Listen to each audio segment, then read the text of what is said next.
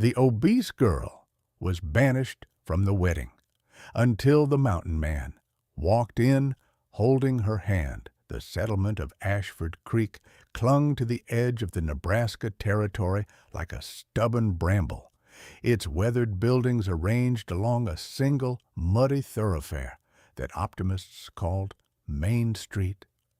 Founded in 1847 by families fleeing overcrowded eastern cities, the town prided itself on order, propriety, and an unspoken hierarchy that placed appearance above all else.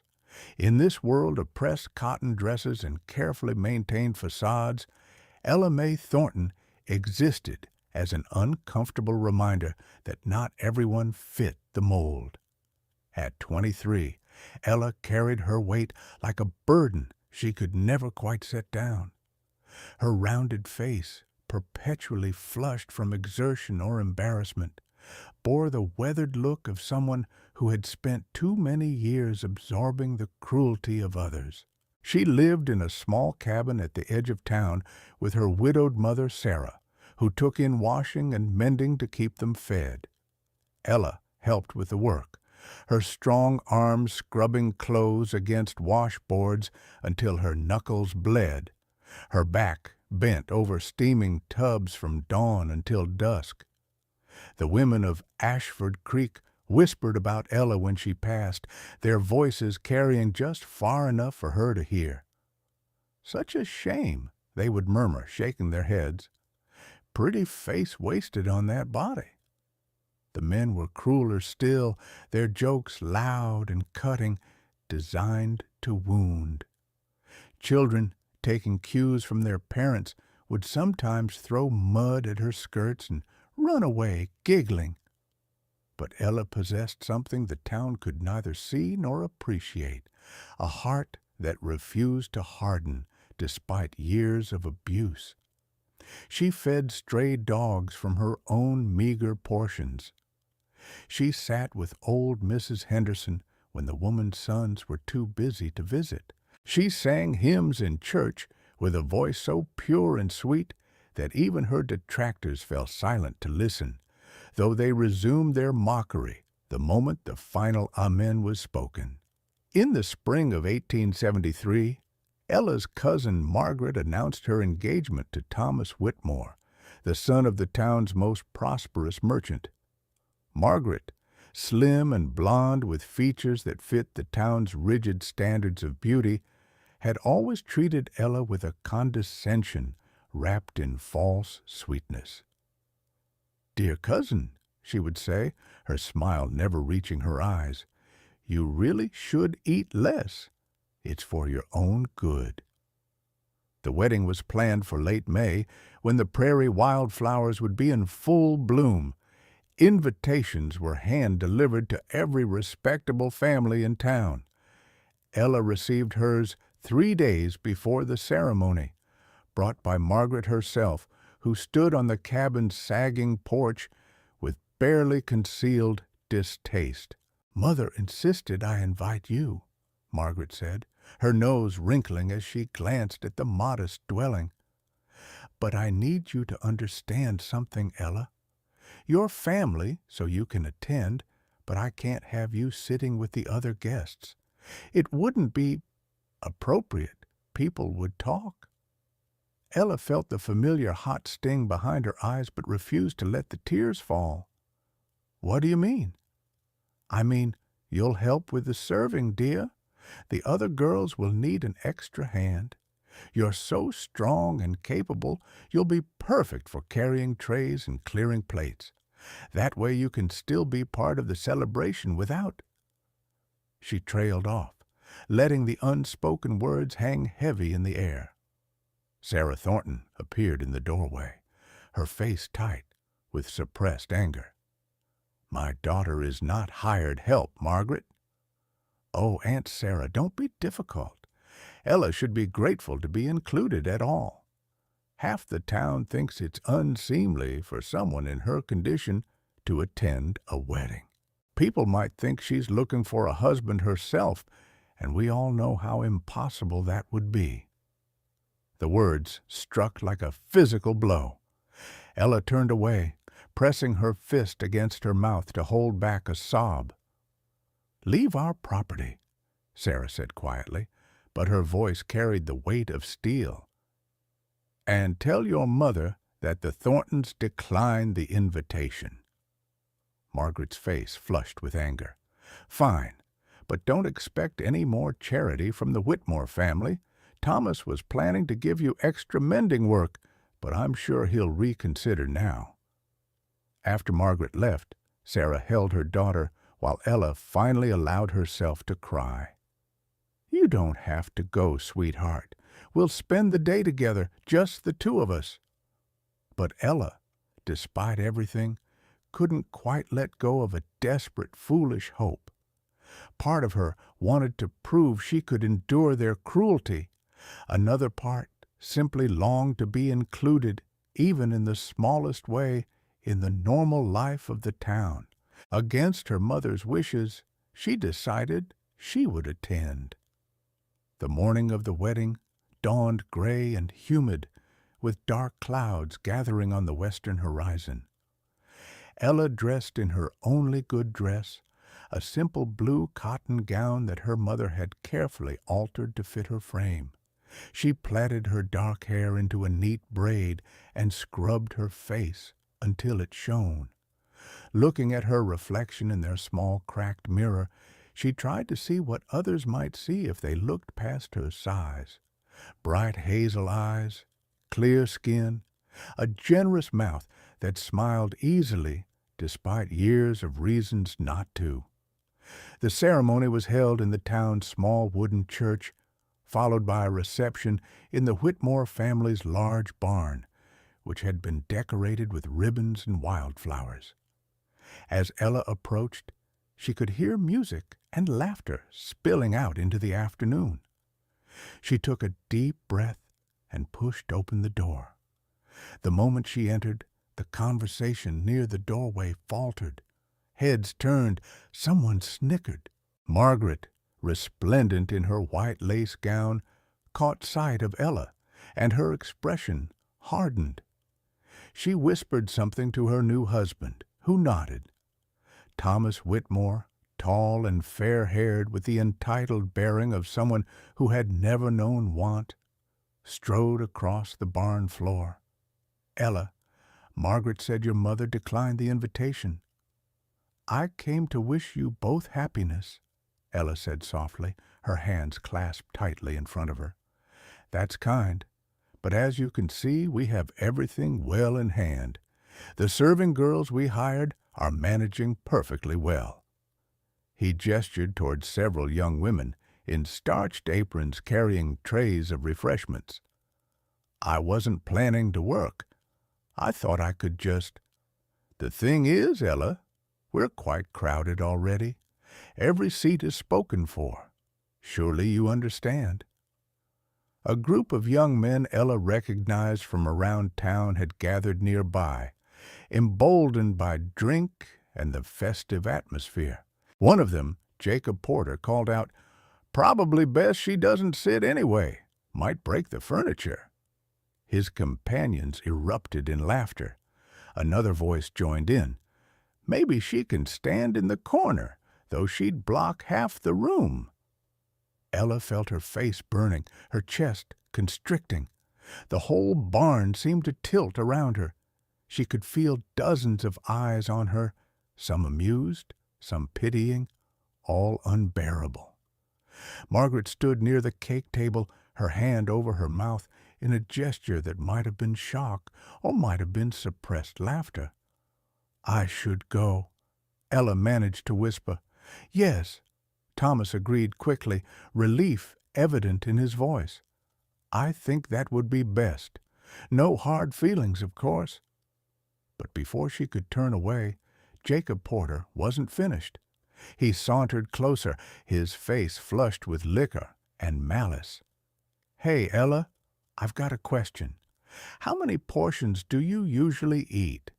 Because I'm betting it's about 6 or 7 helpings compared to a normal person. Am I right?" His friends howled with laughter. One of them added, "Someone should charge admission. Come see the amazing eating woman, biggest appetite west of the Mississippi." The room erupted in cruel mirth. Even some of the supposedly respectable matrons were smiling behind their fans. Ella felt something inside her break, not for the first time, but perhaps, finally. Without another word, she turned and fled. Outside, the threatened storm had arrived. Fat drops of rain began to fall as Ella hurried away from the barn, her vision blurred by tears. The sky opened up in earnest, releasing a torrent that soaked through her dress within minutes. The main street transformed into a river of mud that sucked at her boots with every step. She wasn't heading home. She couldn't face her mother yet, couldn't bear to see the knowing sadness in Sarah's eyes. Instead, Ella walked toward the edge of town, toward the creek that gave the settlement its name. The rain was cold, but she barely felt it. The words from the barn echoed in her mind, each one a fresh wound. By the time she reached the old stone bridge at the town's boundary, she was shivering violently. Her carefully braided hair had come loose and hung in wet ropes around her shoulders. Her dress, heavy with water, clung to her body in a way that made her feel more exposed and vulnerable than ever. She leaned against the bridge's low wall, looking down at the swollen creek below, and for the first time in her life, Ella Mae Thornton wondered if the world might be better off without her in it. "That water's too cold for swimming, miss." The voice made her jump. She spun around to find a man standing a few yards away, leading a massive bay horse. He was tall and broad-shouldered, dressed in a heavy leather coat and wide-brimmed hat that shed rain like a roof. His face was weathered and bearded, with deep lines around his eyes that spoke of years spent squinting into harsh weather. He looked to be in his early 40s, with silver threading through his dark hair. I'm not," Ella stammered, fresh tears mixing with the rain on her face. The man studied her for a long moment. His eyes, she noticed, were a striking pale blue, like ice on a winter morning. But unlike the eyes of most people in town, they held no mockery, no judgment, just calm assessment and something that might have been concern. "Name's James Garrett," he said simply. "Most folks call me Jim. Been trapping and trading in the Rockies these past 20 years. Come down once a season to sell furs and buy supplies. You from Ashford Creek?" Ella nodded, unable to speak around the lump in her throat. "Seems like something's got you pretty upset. Want to talk about it?" "No," she managed. "I want everyone to leave me alone." "Fair enough." But Jim didn't leave. Instead, he tied his horse to a nearby post and sat down on a fallen log under the bridge's shelter, producing a piece of jerky from his coat pocket and beginning to chew it thoughtfully. The rain drummed on the stones above them. After several minutes of silence, Ella's tears slowed.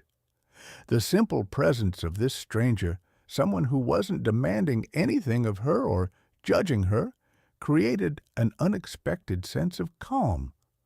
Finally she said, "Why are you here? In town, I mean." "Restocking. Winter's coming in a few months, and I need flour, salt, ammunition, coffee if I can afford it, maybe a new axe blade." He glanced at her. "You look like you've been to a party. Didn't go well, I take it?" The kindness in his voice, so unexpected after the cruelty she just endured, broke something loose inside her.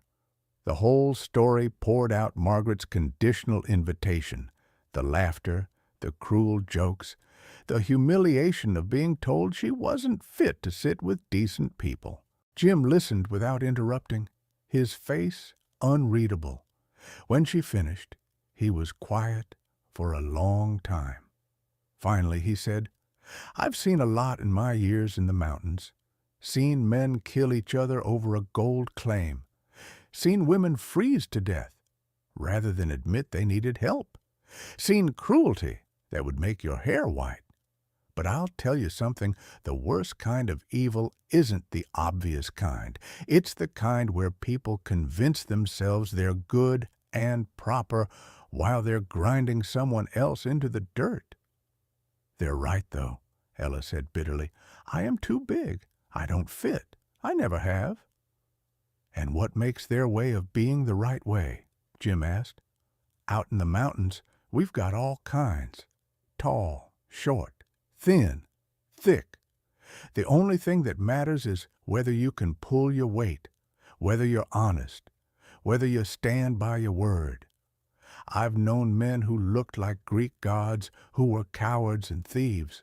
Known women who weighed twice what you do, who could outwork anyone and had hearts like gold.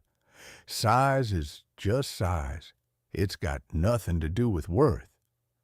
Ella looked at him, searching his face for signs of mockery or pity, but found neither. Why are you being kind to me? You don't even know me. Don't I? I know you're standing out in the rain because people hurt you. I know you're still here, still fighting, even though they tried to break you. That tells me plenty. He stood up, brushing water from his coat. Now, I've got a question for you. Are you done letting them decide what you're worth? What do you mean? I mean, it's still daylight. Weddings probably still going. You could go back there not to serve drinks or hide in corners, but to walk in like you got every right to be there. Because you do. Ella shook her head violently. I can't. You don't understand. No, you don't understand. Those people in that barn, they're small. They're so small and scared and empty that the only way they can feel big is by making others feel little. But you don't have to accept their judgment. You don't have to let them define you. They'll just laugh at me again. It'll be worse. Maybe. Or maybe it's time somebody stood up and reminded them what being human actually means. Jim held out his hand. Come on, I'll walk back with you. Why would you do that? Because 20 years ago, I was a different man. Younger, angrier. I did some things I'm not proud of. Hurt people who didn't deserve it. And one day an old trapper named Samuel found me half dead in a ravine after a bad fall. He could have left me. Hell, I'd given him plenty of reason to, but he didn't. He saved my life, and when I asked him why, he said, because sometimes we get chances to be better than we were, and I'm taking mine. I figure I owe the universe a few of those chances myself. Ella stared at his outstretched hand. Everything in her screamed to refuse, to run home and hide and never face those people again.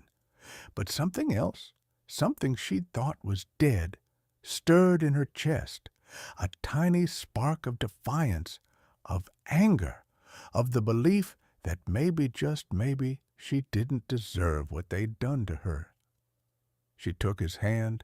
They walked back to the Whitmore barn together, Jim's horse trailing behind them.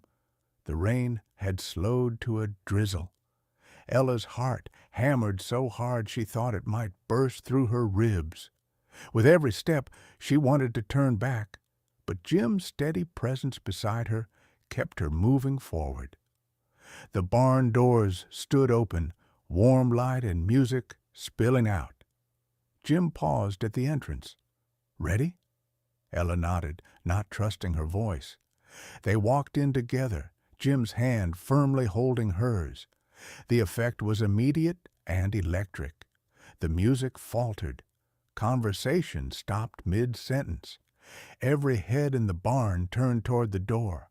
Jacob Porter, who had been in the middle of another crude joke, fell silent with his mouth hanging open. Margaret's face went white, then red. Thomas Whitmore started forward, his expression thunderous. "I thought we told you to leave," Thomas said, his voice tight with barely controlled anger. "The lady has as much right to be here as anyone," Jim said calmly. His voice wasn't loud, but it carried authority that made several people step back. "She's family to the bride, if I understand correctly. Where I come from, family is welcome at weddings." "This doesn't concern you, stranger. Ella, I'm going to ask you to leave again. You're disrupting the celebration." "Actually," Jim said, still in that same calm tone, "I think it concerns me quite a bit. See, I've been traveling for 3 weeks to get to this town. Came down from the high country with 200 prime beaver pelts, a dozen elk hides, and enough trade goods to keep your merchants busy for a month. Been planning to spend a fair bit of gold here before heading back. But I've got to tell you, Thomas, can I call you Thomas? I'm reconsidering." The room had gone completely silent now. The mention of trade goods and gold had captured the attention of every merchant and business owner present, including Thomas's father, who had appeared from a side room. "You see," Jim continued, "where I come from, we judge people by their character, not their appearance. And from what I've seen in the past hour, there's a severe shortage of character in this room. This young woman," he gestured to Ella, "came to wish you well on your wedding day. She came despite knowing she'd face mockery and cruelty. That takes courage, real courage, more than most of you have ever shown in your comfortable little lives." "Now see here," Thomas began, but Jim cut him off. "I'm not done. You people sit here in your fancy clothes, eating your fancy food, congratulating yourselves on being decent, upstanding citizens. But you drove her out into a storm. You laughed at her. You treated her like she was less than human. And for what? Because she doesn't look the way you think she should?" Jacob Porter, emboldened by liquor despite the tension in the room, sneered. "She's fat. It's disgusting. If she wants respect, she should—" Jim's hand shot out and grabbed Jacob by his shirt collar, lifting him partially off the ground, despite the young man being half Jim's age and a head taller. "You want to finish that sentence, boy?" Jim's voice was still quiet, but now it carried an edge that spoke of violence barely restrained. "Because I've spent 20 years in country that would eat you alive in a week. I've fought grizzly bears and survived winters that killed strong men. And right now, I'm thinking about whether you deserve the respect of a response or just need to be thrown out like the trash you're acting like." He released Jacob, who stumbled backward, his face drained of color. Thomas Whitmore Sr. stepped forward. He was an older, grayer version of his son, with the calculating eyes of a successful businessman. "Mr. Garrett, I apologize for any discourtesy. Perhaps we can discuss your trade goods over a drink and—" "No," Jim said flatly. "Before I discuss anything with anyone in this town, I need to know something. Miss Ella here is going to take a seat at one of these tables. She's going to have some food and drink, and she's going to be treated with the basic dignity any human being deserves. If anyone has a problem with that, they can take it up with me. After that, we'll see about trade." He turned to Ella, who stood frozen beside him, trembling from a combination of fear, shock, and something else, something that felt almost like hope. "There's an empty spot at that table there. Why don't you sit down?" The table he indicated was near the front, normally reserved for the most important guests. The two couples sitting there looked at each other uncertainly, then at Thomas, then at Jim's implacable face. One of the women, older than the others with kind eyes, suddenly stood. "You're absolutely right," she said clearly. "Ella, please sit here with us. I'm Martha Brennan. My husband and I run the general store, and I've been meaning to tell you for years that you have the most beautiful singing voice I've ever heard. We'd be honored to have you join us." The tension in the room shifted. Martha Brennan was well respected in the community, and her public support of Ella changed the calculation for others. Another woman stood, then another. Within moments, several people were insisting that Ella join them, as if they hadn't just stood by while she was mocked and driven out. But Jim wasn't done. He walked to the center of the barn, pulling something from his coat pocket. It was a ring, simple silver, inset with a small turquoise stone. He held it up so everyone could see. "This belonged to my mother," he said. "She was Shoshone from the Wind River country. White people called her names too, treated her like she was less than them. But she was the finest person I ever knew. Strong, brave, kind. She taught me that worth isn't measured by how you look or how much money you have. It's measured by what you do when times are hard and nobody's watching." He placed the ring on the table in front of Ella. "I'd be honored if you'd wear this. Not because I'm trying to buy you or because I pity you, but because in the hour I've known you, you've shown more courage and grace than most people show in a lifetime. From this moment forward, let it be known that Ella Mae Thornton is under my protection. Anyone who disrespects her disrespects me." The barn was so quiet that the sound of rain on the roof seemed deafening. Ella stared at the ring, tears streaming down her face, but this time they weren't tears of shame. They were tears of shock, of gratitude, of a fierce and sudden joy she'd never experienced before. Margaret finally found her voice, shrill with indignation. "This is ridiculous. It's my wedding day. You can't just—" "I can," Jim said, turning to face her. "And I have. You wanted a memorable wedding, Miss Margaret. Well, I guarantee nobody here is going to forget this one. The day a mountain man reminded Ashford Creek what human decency looks like." He offered his hand to Ella again. "What do you say? Will you wear my mother's ring?" Ella looked at him. This stranger who had appeared like something out of a story, who had defended her when no one else would, who had seen her, really seen her, as a person worthy of respect. She picked up the ring with trembling fingers and slipped it onto her hand. It fit perfectly. "Yes," she whispered, "yes, I will." The barn erupted in a confusion of voices, some approving, some shocked, some angry. But through it all, Jim and Ella sat together at that table, and Martha Brennan served them both generous portions of food and drink. Others, seeing which way the wind was blowing and not wanting to offend a man who controlled valuable trade goods, began to treat Ella with cautious respect. Jacob Porter and his friends slunk away into the night. Margaret spent the rest of her wedding reception tight-lipped and furious, though she couldn't do anything about it without causing a scene that would reflect poorly on her family. And Ella, for the first time in her life, sat among her community not as a target of mockery, but as someone protected, valued, and defended. 3 days later, Ella said goodbye to her mother. Sarah had initially been skeptical of Jim Garrett, what mother wouldn't be, when a stranger proposed to protect her daughter.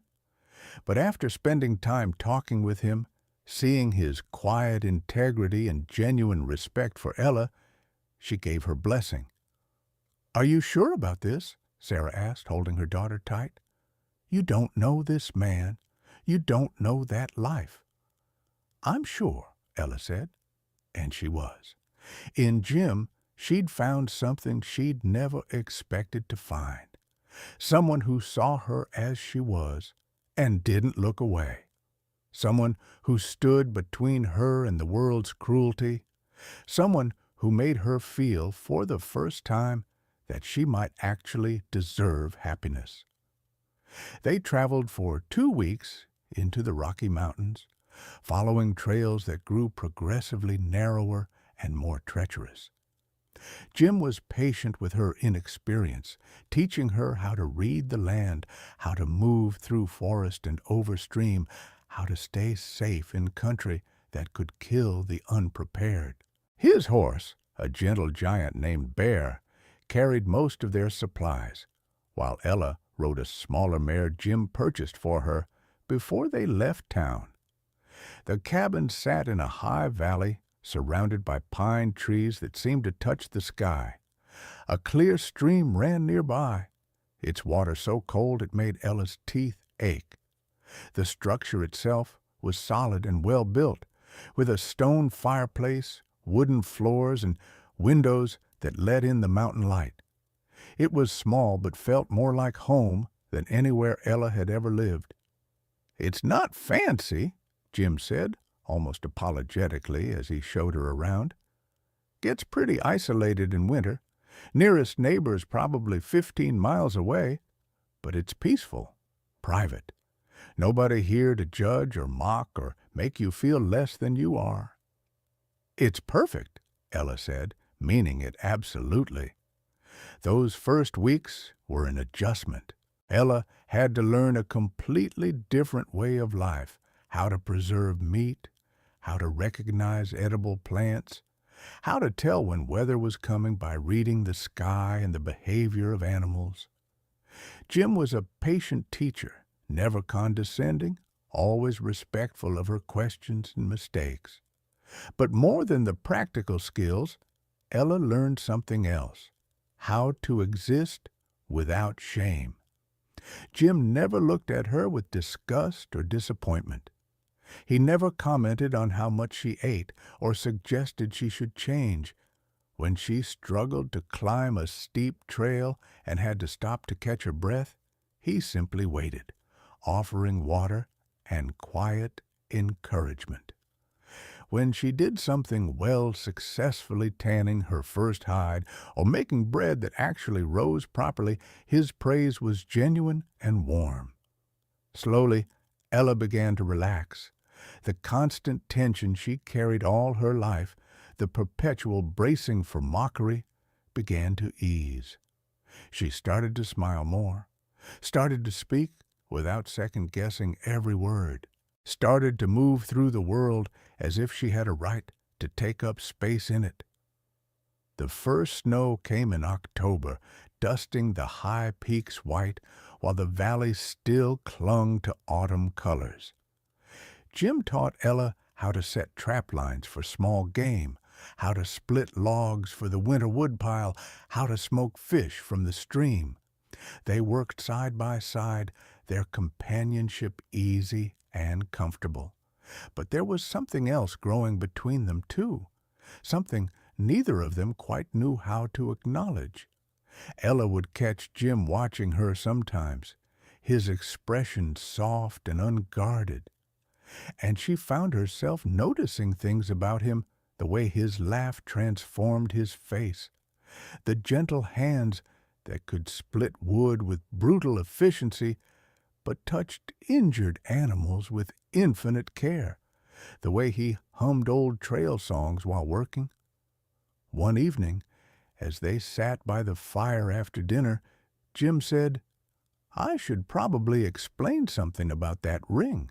Ella looked down at the turquoise and silver band on her finger. She'd worn it every day since the wedding, had even started thinking of it as an engagement ring, though Jim had never explicitly said that's what it was. "What about it?" "When I gave it to you, I meant what I said, that you'd be under my protection, but I also hoped—" He paused, unusually uncertain. "I hoped that maybe, eventually, if you wanted, it could mean something more. I'm not much for pretty words, Ella. I'm just a man who spent most of his life alone in the mountains. But these past months with you, they've been the best months I can remember. You're smart and brave and kind. You make this cabin feel like more than just a place to sleep. You make it feel like home.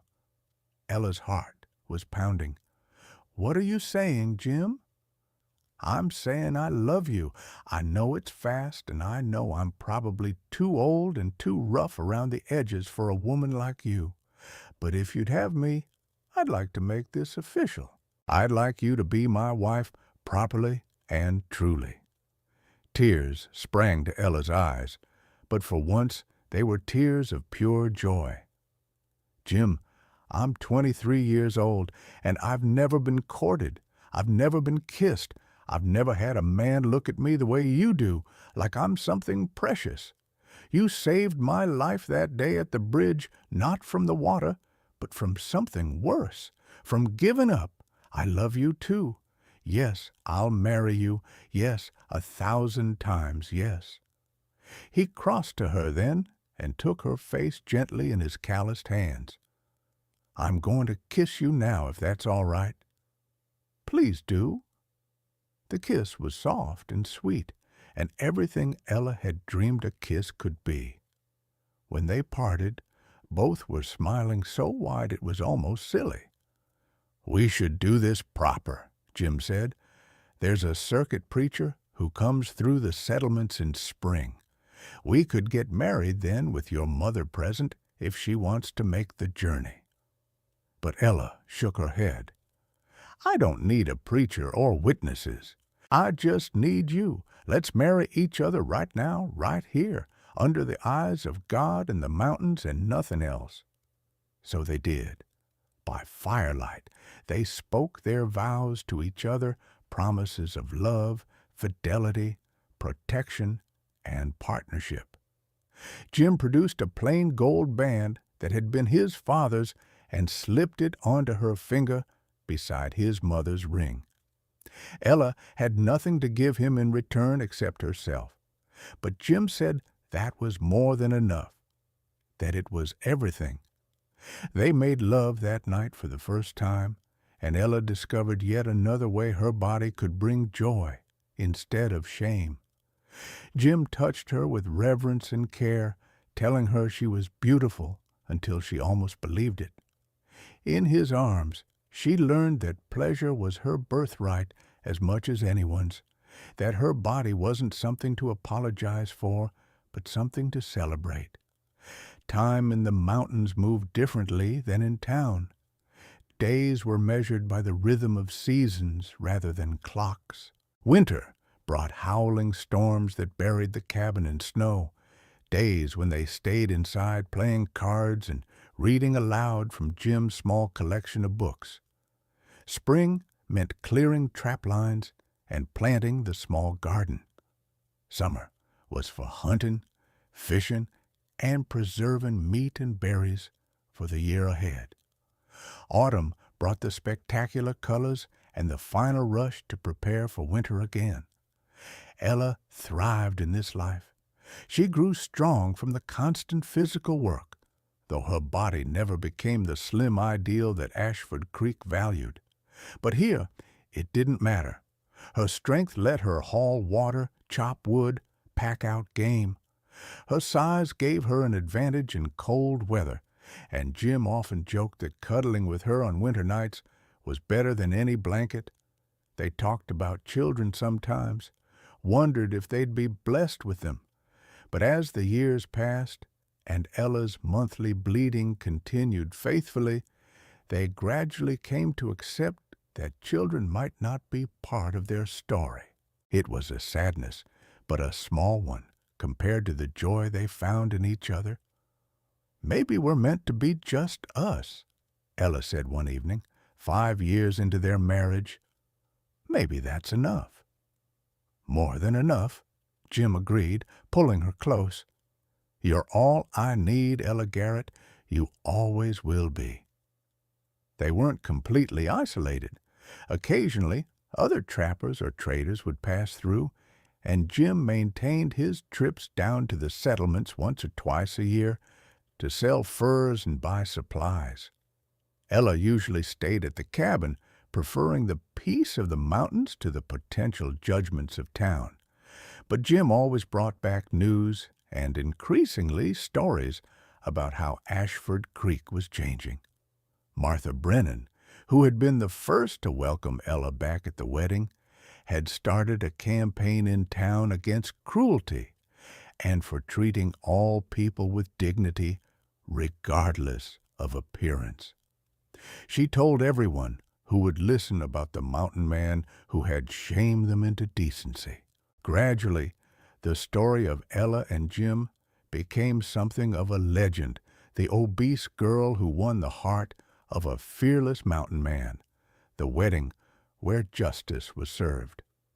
In the spring of their 7th year together, Jim returned from a trading trip with unusual news. "Your cousin Margaret sent a letter." Ella looked up from the shirt she was mending, surprised. "Margaret? What could she possibly want?" "She and Thomas are hosting a party to celebrate their 10th wedding anniversary. She's specifically inviting us both. There's an apology in here, too, a real one, from the sound of it. Says she's thought a lot about that day and realizes how cruel she was." Ella set down her mending, feeling a complex swirl of emotions. "Do you want to go?" "That's your decision to make. It's your family, your past. I'll support whatever you choose." Ella thought about it for several days. Part of her wanted to refuse, to stay in the safety of their mountain paradise. But another part was curious. She'd changed so much in 7 years. She'd become confident, capable, secure in who she was. Maybe it was time to face her past from this new perspective. "Let's go," she finally said, "but just for a day. Then we come home." The journey down from the mountains took a week. As they got closer to Ashford Creek, Ella felt her old anxieties trying to resurface. But Jim's steady presence helped keep them at bay. She wasn't that frightened girl anymore. She was Ella Garrett, wife of James Garrett, a woman who had survived mountain winters and hunted elk and could track a wounded deer for miles. She was more than Ashford Creek had ever imagined she could be. They arrived on a clear June morning when the prairie wildflowers were in full bloom, just like that terrible day 7 years before. But everything felt different now. Ella sat straight in her saddle, her head high, wearing a beautiful buckskin dress she'd made herself, decorated with quill work she'd learned from a Shoshone woman they'd traded with. The town had grown. There were new buildings, more people, signs of prosperity. And when Ella and Jim rode down Main Street, heads turned, but this time the looks were of recognition and respect rather than mockery. Martha Brennan came hurrying out of her store. "Ella, oh, my dear, we'd heard you might come. Welcome back." Others emerged, people Ella remembered, and some she didn't. They gathered around, greeting her warmly, asking about life in the mountains, treating her like an honored guest. It was so different from before that it felt almost surreal. Margaret and Thomas's home was a large, fine house on the edge of town. Margaret herself came out to greet them, and Ella was startled to see genuine tears in her cousin's eyes. "Ella," Margaret said softly, "I'm so glad you came. I was afraid you wouldn't. I wouldn't have blamed you if you'd refused." "Your letter sounded sincere," Ella said carefully. "It was. It is. Oh, Ella, I've been so ashamed these 7 years, the way I treated you, the things I allowed others to say I was a monster, a complete monster." She looked at Jim. "And you, Mr. Garrett, you were right about everything. After you left, your words haunted me. It took me a long time, But I finally started to understand how cruel and small I'd been, how cruel and small we all were. People can change, Jim said neutrally. Question is whether they do. I hope I have. I know actions mean more than words, but for what it's worth, I'm truly sorry, Ella, for everything. The party was different from the wedding 7 years before. There was still music and food and celebration, but the atmosphere had changed. People were more thoughtful, more kind. Several guests went out of their way to welcome Ella and tell her how much her story had inspired them to be better. Martha Brennan pulled Ella aside at one point. You probably don't know the full impact you've had. After you left, I started asking questions. How many other people were we treating poorly? How much cruelty did we justify as just the way things are? We formed a committee to make Ashford Creek a more welcoming place. It's not perfect nowhere, but we're trying to be better. That's all anyone can do, Ella said, feeling a surprising swell of pride for her old hometown. The celebration lasted into the evening. At one point, someone asked Ella to sing, and she surprised herself by agreeing. She stood in Margaret's parlor and sang an old hymn, her voice as pure and sweet as it had ever been. When she finished, there wasn't a dry eye in the room. Later, as she and Jim prepared to leave, Margaret stopped them. You're welcome back any time, both of you, and if you ever want to move back to town. Thank you, Ella said. But the mountains are our home now. They always will be. As they rode out of Ashford Creek in the long summer twilight, Ella felt a sense of peace settle over her. She'd faced her past and found that it no longer had power over her. She wasn't the obese girl they'd mocked anymore. She was the woman the mountain man had chosen, and that woman was strong, capable, and loved. Have I told you today that I love you?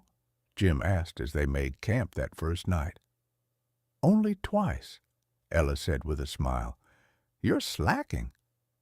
Then let me remedy that. I love you, Ella Garrett, more than words can say. You're the best thing that ever happened to me.